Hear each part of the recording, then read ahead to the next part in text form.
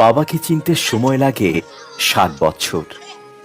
বয়স যখন 4 বছর, আমার বাবা মহান। বয়স যখন 6 বছর, আমার বাবা সব জানে, সব থেকে সাহসী।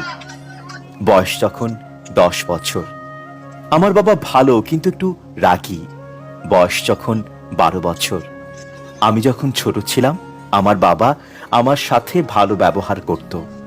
বয়স যখন 16 বছর, আমার বাবা খুবই ব্যাকডেটেড, নতুন কিছু বোঝেই না। বয়স যখন 18 বছর, আমার বাবা দিন দিন কেমন যেন খিটখিটে হয়ে যাচ্ছে। বয়স যখন 20 বছর, বাবার সাথে থাকাটা অসহ্য হয়ে উঠেছে, জানি না মা কি করে থাকে। বয়স যখন 25 বছর, আমার বাবা আমার সবকিছুতে বারণ করে, কে জানে কবে বুঝবে।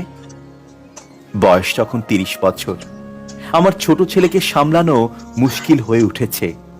আমরা নিজেদের বাবাদের কত ভয় পেতাম ওই সময়।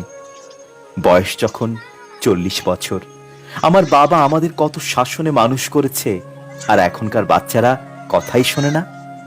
বয়স যখন 50 বছর, আমি তো আশ্চর্য হই, আমার বাবা কত কষ্ট করে আমাদের মানুষ করেছে। আজকাল তো একটা বাচ্চাকে মানুষ করতেই দম বেরিয়ে যায়। 7 বছর বয়স, আমার বাবা মহান ছিল, নিজে বেঁচে থাকা অবধি আমাদের খেয়াল রেখেছে।